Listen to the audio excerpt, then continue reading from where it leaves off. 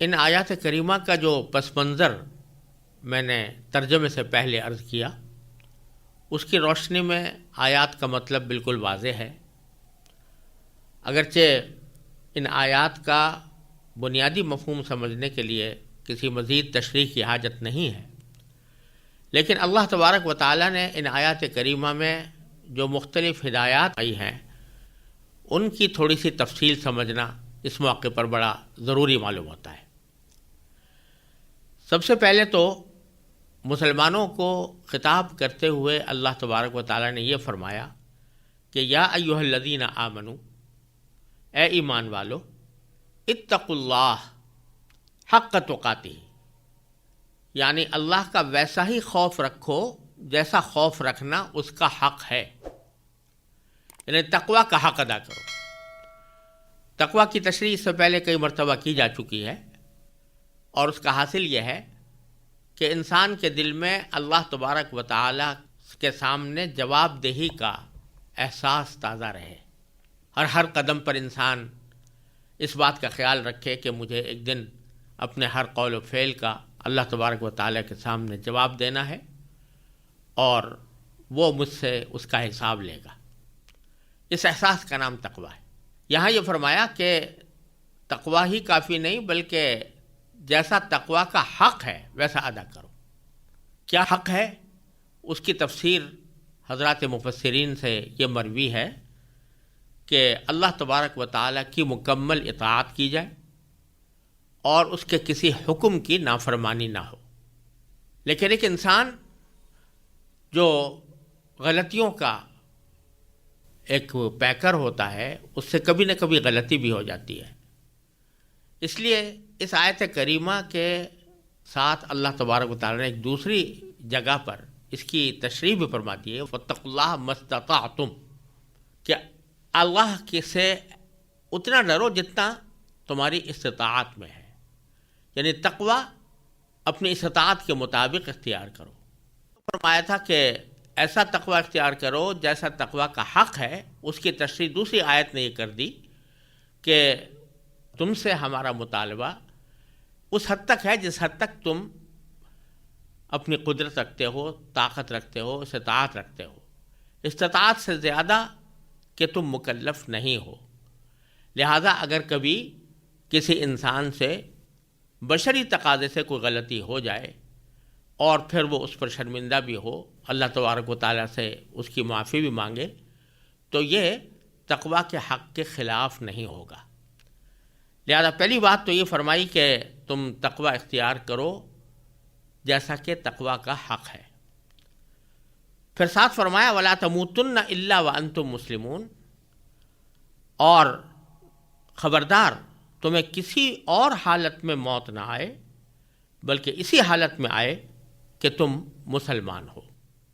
یا یہ کہہ سکتے ہیں کہ تم فرما بردار ہو، کیونکہ مسلمون کے معنی فرماندار ہونے کے بھی ہوتے ہیں۔ اب یہاں سوال یہ پیدا ہوتا ہے کہ موت تو انسان کے اختیار میں نہیں ہے، وہ تو کسی وقت بھی آ سکتی ہے، تو یہ فرمانا کہ تمہیں موت نہ آئے مگر اس حالت میں آئے کہ تم مسلمان ہو، اس کا کیا مطلب ہے؟ تو مطلب اس کا یہ ہے کہ تم اپنی طرف سے ہر وقت اللہ تبارک و تعالیٰ کی اطاعت اور فرما برداری کا عہد کیے رکھو، اور اس بات کا عزم اور ارادہ پختہ رکھو کہ مرتے دم تک میں اللہ تبارک و تعالیٰ کی اطاعت کروں گا۔ لہذا جب تمہارا یہ عزم پختہ ہوگا اور اسی عزم کے ساتھ تم زندگی گزار رہے ہوگے، تو جب بھی موت آئے گی تو وہ اسی حالت میں آئے گی کہ تم فرما بردار ہوگے اور فرما برداری کا عہد کیے ہوگے۔ یہ اللہ تبارک و تعالیٰ نے ایک اصولی ہدایت عطا فرمائی ہے کہ ہر غلطی سے بچنے کا واحد راستہ یہ ہے کہ دل میں تقوی ہو، یعنی اللہ تبارک و تعالیٰ کے سامنے جواب دہی کا احساس ہو، اس بات کا انسان کے دل میں شعور اور استحضار ہو کہ اللہ تبارک و تعالیٰ مجھے دیکھ رہا ہے۔ لہٰذا یہ جو واقعہ اس آیت کے سلسلے میں نے عرض کیا تھا، اس میں اچانک یہودیوں کے برانگیختہ کرنے سے مسلمانوں کے درمیان جو جنگ کا خطرہ پیدا ہو گیا تھا، اس کی وجہ بھی یہی تھی کہ اس وقت میں اچانک اللہ تبارک و تعالیٰ کے حضور حاضری کا احساس وقتی طور پر پیچھے چلا گیا، اور اس کی وجہ سے یہ صورتحال پیدا ہوئی۔ لہٰذا اللہ تعالیٰ نے پہلے اصولی ہدایت تو یہ دے دی کہ صرف اسی غلطی کا تدارک نہیں بلکہ ہر غلطی کا تدارک یہ ہے، اللہ تعالیٰ کے سامنے جواب دینے کا احساس تمہارے دل میں رہے۔ اس کے بعد اس خاص واقعے کی طرف اشارہ فرمایا گیا ہے جس میں مسلمانوں کے درمیان قبائلی بنیاد پر پھوٹ پڑنے کا اندیشہ پیدا ہو گیا تھا، اور اس کے تدارک کے لیے اللہ تبارک و تعالیٰ نے فرمایا کہ دشمن تو اس قسم کی کارروائیاں کرتے رہیں گے کہ تمہارے درمیان پھوٹ پڑ جائے، لیکن ان سازشوں سے بچنے کا واحد راستہ یہ ہے کہ وَاعْتَصِمُوا بِحَبْلِ اللَّهِ، کہ تم سب مل کر اللہ کی رسی کو مضبوطی سے تھام لو، وَلَا تَفَرَّقُوا، اور آپس میں پھوٹ نہ ڈالو۔ یہاں دو جملے ارشاد فرمائے گئے ہیں، ایک یہ کہ اللہ کی رسی کو مضبوطی سے تھام لو، سب مل کر مضبوطی سے تھام لو۔ یہاں جو لفظ استعمال فرمایا گیا ہے وہ حبل ہے، وَاعْتَصِمُوا بِحَبْلِ اللَّهِ۔ حبل کے معنی عربی زبان میں ایک تو رسی کے آتے ہیں، اور اس کے ایک معنی معاہدے کے بھی ہوتے ہیں۔ تو یہاں دونوں معنی مراد ہو سکتے ہیں کہ اللہ تبارک و تعالیٰ کے ساتھ تم نے جو معاہدہ کیا ہے، یعنی جب کلمہ لا الہ الا اللہ کہا اور اس کی گواہی دی تو تم نے اس بات کا معاہدہ کر لیا کہ اللہ تبارک و تعالیٰ کے سوا کوئی معبود نہیں، اور اللہ تعالیٰ کی رسی بھی یہ ہے کہ جو اللہ تبارک و تعالیٰ نے کلام نازل فرمایا، قرآن کریم نازل فرمایا، جیسا کہ حضرت عبداللہ ابن عباس رضی اللہ تعالیٰ عنہ سے مروی ہے کہ انہوں نے اللہ کی رسی کی تفسیر قرآن کریم سے کی ہے، کیونکہ یہ اوپر سے اللہ تبارک و تعالیٰ نے نازل فرمائی ہے، اس لیے نازل فرمائی ہے کہ تمام مسلمان اس قرآن کریم کو مضبوطی سے پکڑ لیں۔ اس لیے انہوں نے فرمایا هو حبل اللہ الممدود بین السماء والارض، کہ یہ وہ رسی ہے اللہ کی جو آسمان و زمین کے درمیان پھیلی ہوئی ہے، اس رسی کو مضبوطی سے تھام لو۔ اس سے اشارہ اس بات کی طرف فرمایا گیا ہے کہ دنیا میں انسانوں کے درمیان وحدت قائم کرنے کے جو مختلف طریقے رائج ہیں، کہ کبھی کوئی وحدت قائم کی جاتی ہے وطن کی بنیاد پر، کبھی قائم کی جاتی ہے رنگ اور نسل کی بنیاد پر، کبھی قائم کی جاتی ہے زبان کی بنیاد پر، کبھی قائم کی جاتی ہے قبیلوں کی بنیاد پر۔ حقیقت میں یہ جتنی بنیادیں ہیں یہ ایسی نہیں ہیں کہ جو انسانوں کو متحد رکھ سکیں۔ اگر کوئی بنیاد ایسی ہے جو واقعتاً متحد رکھ سکتی ہے تو وہ اللہ تبارک و تعالیٰ کا کلام ہے، کہ اگر اس بنیاد پر متفق ہو جائیں کہ ہم اللہ کے کلام کو، اللہ تعالیٰ کی نازل کی ہوئی کتاب کو اپنا مقتدا، اپنا پیشوا بنائیں گے، اور جو لوگ بھی اس کتاب کو ماننے والے ہوں گے وہ ایک وحدت کی لڑی میں پروئے جائیں گے، تو اس کے ذریعے وحدت قائم ہو سکتی ہے۔ لہذا تمہارے درمیان بیٹھ کر جو لوگ اوس اور خزرج کی لڑائیوں کا ذکر کر کے اور آپس کی دشمنیوں کا ذکر کر کے تمہیں آپس میں لڑانا چاہتے ہیں، وہ تمہیں اس اللہ کی رسی سے ہٹانا چاہتے ہیں۔ اور اسی معنی میں وہ تمام نعرے داخل ہیں جو مسلمانوں کے درمیان کسی بھی بنیاد پر، رنگ، نسل، زبان، وطن کی بنیاد پر مسلمانوں کو تقسیم کرنے کی کوشش کریں، بلکہ وحدت کا واحد راستہ اللہ نے بتایا کہ وَاعْتَصِمُوا بِحَبْلِ اللَّهِ، اللہ کی رسی کو سب مل کر مضبوطی سے تھامو۔ وَاعْتَصِمُوا بِحَبْلِ اللَّهِ جَمِيعًا وَلَا تَفَرَّقُوا، اور آپس میں پھوٹ نہ ڈالو۔ یعنی اللہ تبارک و تعالیٰ کی کتاب کو جب مضبوطی سے پکڑ لو گے تو پھر یہ جو قبائلی لڑائیاں ہیں، عداوتیں ہیں، یا رنگ و نسل کے اختلافات ہیں، یا وطن اور زبان کے اختلافات ہیں، یہ سب پیچھے رہ جائیں گے، اور پھر تم اللہ تبارک و تعالیٰ کی نازل کی ہوئی کتاب کی بنیاد پر متحد ہو جاؤ گے۔ تو اس میں اللہ تعالیٰ نے بتا دیا کہ وحدت جو دیر پا وحدت ہے اور جو وحدت کہ در حقیقت مسلمانوں کے درمیان اتحاد قائم کر سکتی ہے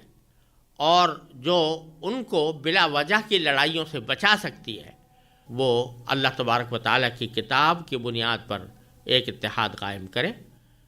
ولا تفرقوا، اور آپس میں پھوٹ نہ ڈالو، یعنی ان بنیادوں پر پھوٹ نہ ڈالو کہ جو قرآن کے علاوہ کسی اور بنیاد پر اتحاد قائم کر کے مسلمانوں میں تفریق پیدا کر سکتی ہوں۔ یہاں یہ بات بھی سمجھنے کی ہے کہ جب اللہ تبارک و تعالیٰ کی کتاب کو مضبوطی سے تھام لیا تو اس کے معنی یہ ہے کہ قرآن پر مکمل ایمان اور قرآن کریم کے احکام کی مکمل اطاعت پر سب لوگ متفق ہو گئے۔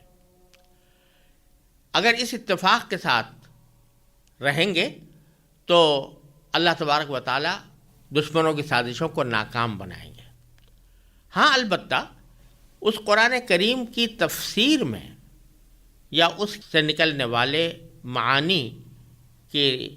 مختلف تفصیلات میں مجتہدین کا اختلاف ہو سکتا ہے،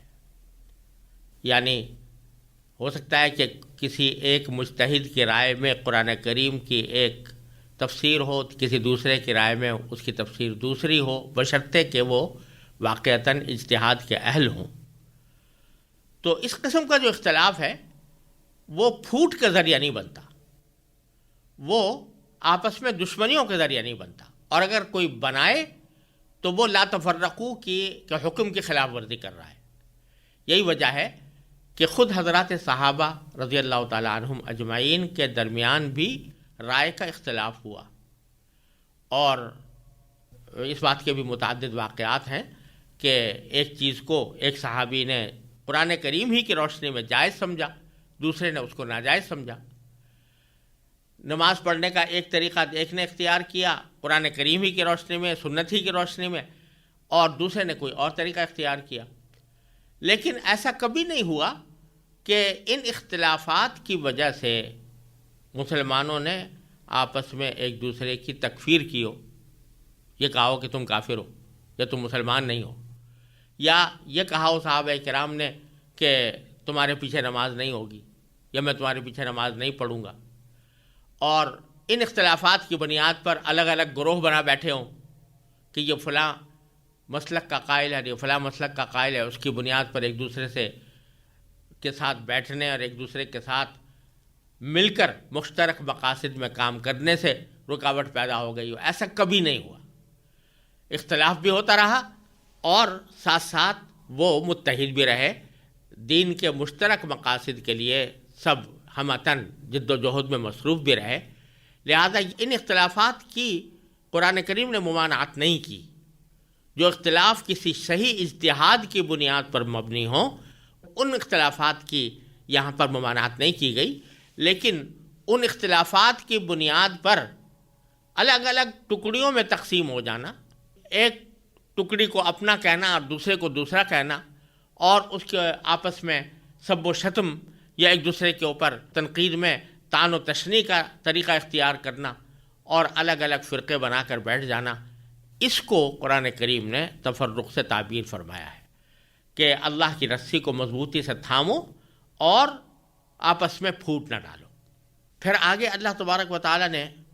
اسی واقعے کے سلسلے میں جس میں مسلمانوں کے درمیان پھوٹ ڈالنے کی کوشش کی گئی تھی یاد دلایا کہ خدا کے بندو، اللہ تبارک و تعالیٰ نے تم پر اتنا احسان فرمایا کہ تم آپس میں ایک دوسرے کے دشمن تھے۔ وَاذْكُرُوا نِعْمَتَ اللَّهِ عَلَيْكُمْ، اور اللہ نے تم پر جو انعام کیا ہے اسے یاد رکھو کہ ایک وقت تھا جب تم ایک دوسرے کے دشمن تھے۔ اذ کنتم اعداء، جب تم آپس میں ایک دوسرے کے دشمن تھے۔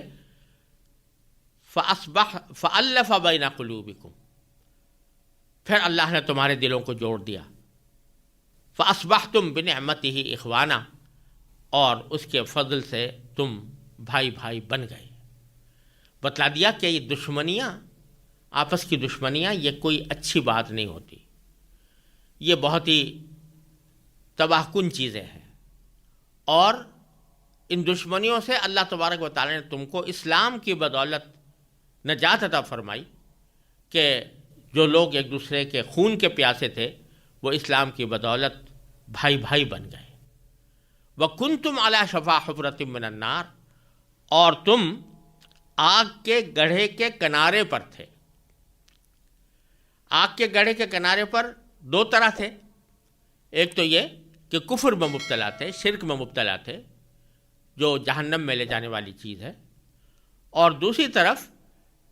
دشمنیوں کی آگ جب ایک مرتبہ بھڑک اٹھتی ہے تو دونوں طرف کے لوگوں کو تباہ کر کے چھوڑتی ہے، کہ دونوں طرح سے تم آگ کے گڑھے کے کنارے پر تھے. فَأَنْقَذَكُم مِّنْهَا، تو اللہ تبارک و تعالیٰ نے تمہیں اسے نجات عطا فرمائی. تو اس لیے تمہیں چاہیے کہ دوبارہ اسی دشمنی کی فضا کی طرف واپس جانے سے اپنے آپ کو بچاؤ. اور پھر اللہ تبارک و فرمایا كَذَلِكَ يُبَيِّنُ اللَّهُ لَكُمْ آيَاتِهِ، اسی طرح اللہ تبارک و تعالیٰ تمہارے لیے اپنے نشانیاں کھول کھول کر واضح کرتا ہے. لعلکم تہتدون، تاکہ تم راہ راست پر آ جاؤ.